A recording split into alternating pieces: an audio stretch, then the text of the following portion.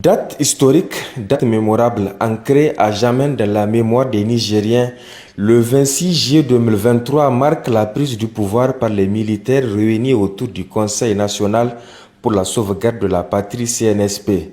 Face à l'insécurité grandissante et aux conditions de vie humiliantes et dégradantes de leurs concitoyens, les militaires ne pouvant plus cautionner la situation ont décidé de prendre leurs responsabilités.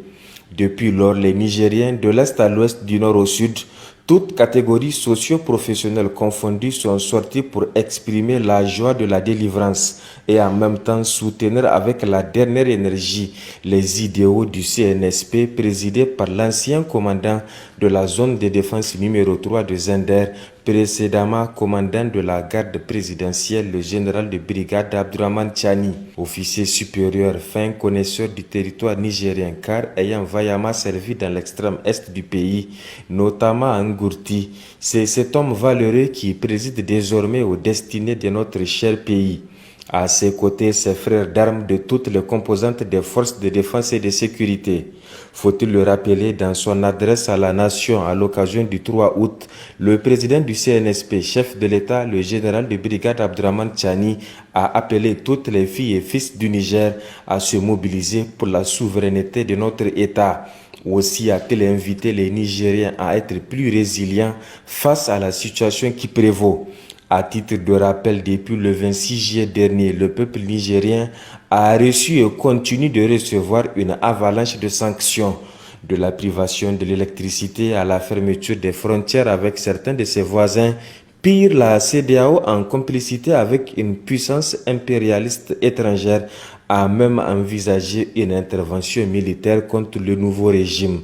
Dans la série de communiqués rendus publics à la télévision nationale, le CNSP, à travers son porte-parole, a dénoncé et remis en cause certains accords militaires scellés depuis belle lurette entre le Niger et la France. Preuve que le peuple nigérien, avec à sa tête le CNSP, affirme désormais non seulement sa maturité politique, mais aussi sa volonté de disposer de lui-même, gage d'une souveraineté inaliénable. Dans cette lancée depuis l'avènement du CNSP, nos forces de défense et de sécurité sont plus que jamais galvanisées avec les victoires successives qu'elles ne font que rafler devant les groupes armés terroristes, notamment dans la région de Tillabéri. Dans cet élan, l'on sait tous que le soutien d'un ou des autres pays est primordial. C'est en ce sens que les pays frères du Mali, du Burkina Faso, de la Guinée-Conakry ont officiellement attesté de leur inconditionnel soutien aux autorités militaires nigériennes. À titre illustratif, grâce à la coopération nigéro-burkinabé, 311 camions de diverses marchandises ont été acheminés à Niamey le 21 août dernier. Dans un climat très tendu entre l'État nigérien et certaines organisations régionales soutenues par l'Occident, le Conseil national pour la sauvegarde de la patrie CNSP a publié la liste de son gouvernement composé de 21 membres civils et militaires, avec comme Premier ministre Ali Mohamed Lamine Zen. Une équipe forte et compétente composée de technocrates rompus à la tâche profondément intègres et patriotes. Depuis leur prise de fonction, les membres du gouvernement se sont vite attelés directement au travail.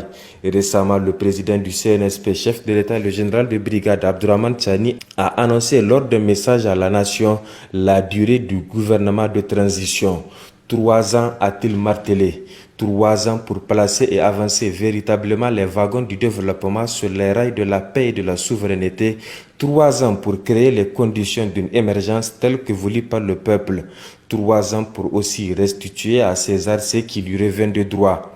La semaine dernière, pour montrer son attachement au dialogue, le chef de l'État a fait preuve de disponibilité pour fumer le calumet de la paix avec les émissaires de la CEDEAO, conduits par l'ancien président de la République fédérale du Nigeria, le général Abdou-Salami Aboubakar. Il a en outre reçu successivement dans son palais 2 délégations d'oulémas venues encore du Nigeria. Dans ce cas de figure, que peut-on sincèrement reprocher aux autorités du CNSP ?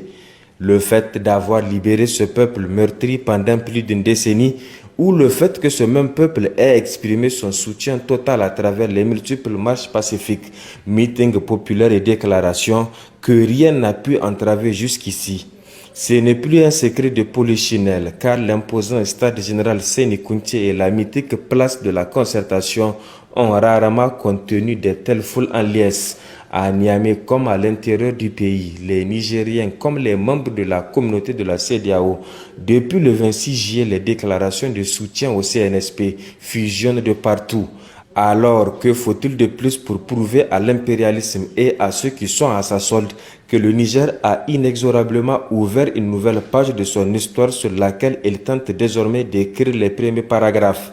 Quoi qu'il en soit, il convient d'insister sur le fait que le peuple nigérien a déjà dit son dernier mot et il ne reculera devant rien ni personne. Il appartient donc aujourd'hui à chaque fille et chaque fils digne de notre mère patrie, le Niger, de continuer à faire davantage preuve de résilience face aux sanctions abjectes injustement infligées à nous par la CEDEAO.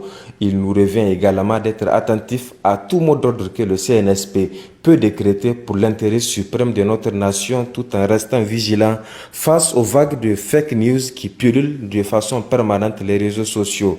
La nuit est certes longue, mais le jour viendra illuminer ce beau pays qu'est le Niger et son peuple.